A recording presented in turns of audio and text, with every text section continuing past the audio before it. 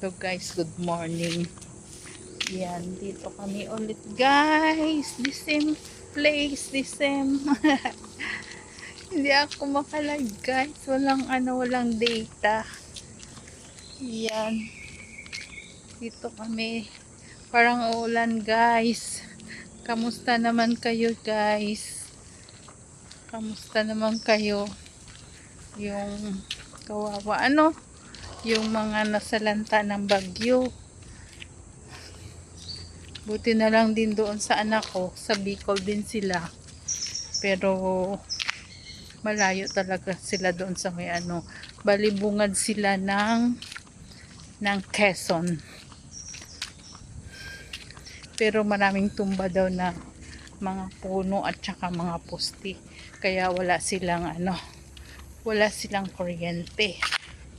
Sa amin naman sa Batangas, may hangin din, may ulan. Napuputol din yung kuryente.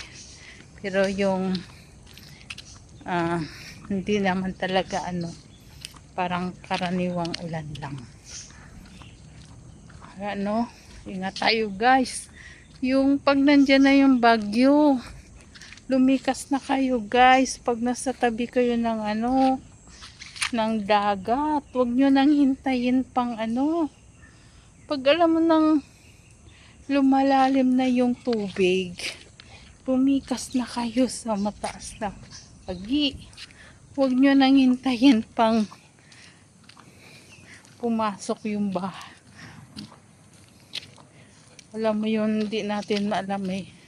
Hindi natin alam kahit na mataas pa yung bahay natin. Pero buti na lang yung may mga second floor. Yung may mga second floor, naabot yung baba nila, lagpas pulo. Pero kung yung bahay nyo na nasa tabi ng ilog, lumipat na kaagad guys, kahit na may second floor kayo. Kasi hindi natin alam ang unos yung tubig na dumarating sa lakas ba naman ng ulan. Yan, kagaya nito, yan ang bundok, wala nang mga puno guys. Pinapatag na. Kaya yan yung nangyayari sa atin. Dito hindi natin din alam hindi dito nagbabagyo, umuulan pero lumilipas din. Hindi naman nagbabaha dito pero di natin alam sa bandang huli. Kaya nga pagka umuulan at humangin dito, sobrang lakas na guys. Hindi katulad dati na may mga puno dito. Hindi mo ramdam. Ngayon talaga naramdaman ko pagka umulan na humangin. Grabe ang lakas. Grabe ang lakas guys. Kaya ingat-ingat na lang din talaga tayo. Kasi tayo din naman yung lalo na pag may mga anak tayo, lumikas pa tayo guys. Huwag na natin hintayin pang tumaas pa yung tubig. Pumunta na tayo doon sa mga matataas ba na bahagi ng lugar, yung talagang pinupuntahan ng mga evacuation. Kasi alam mo yun, yung mga tao nga ayun, pinapanood pa yung alon doon sa dagat. Tapos nagtatakbuhan pa yung mga bata. Anong klase yun? Ang Pinoy talaga. Tapos pag nagkaroon ng aberya, yun na, manghihingi ng tulong. Pero hindi sila umiingat sa mga sarili nila. Kaya nung nakita ko guys, grabe, mga bata nagtatakbuhan pa doon sa ng agos ng tubig, ng dagat.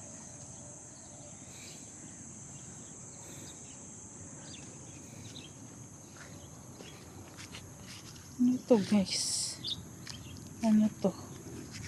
Meron, meron nakabalot. May nakabalot na plastic. Ano to? May nakabalot to. Oh, ano to? Ano to guys? Buksan natin.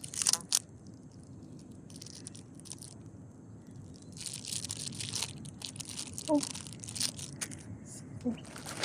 baka baka tayo yan.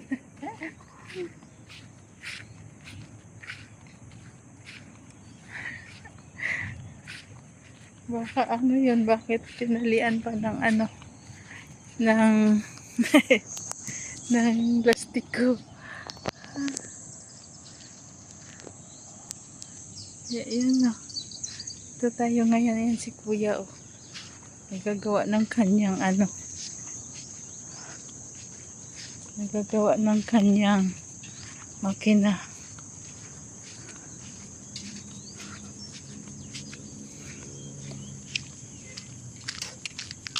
Broken bang? Oh. Yan, nasira yung kanyang makina. Yan ah. Tayo guys. Yan. Come. Sunflower.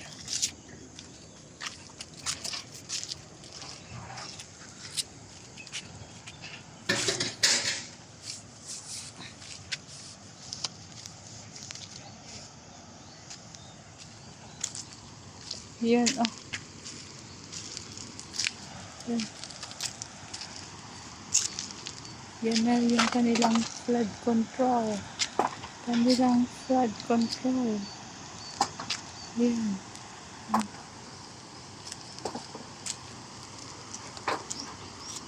Puro bato. Puro bato guys. Yan. Tapos bubuhusan yata nila yan ng semento. Yan oh. Ah. Yan. Ito yung mga bato.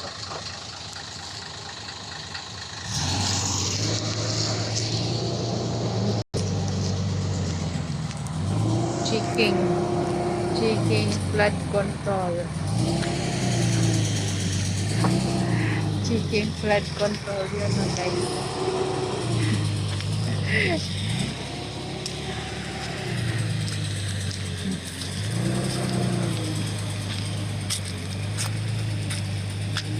Yan o, malambot na yung ano dito guys, malambot yan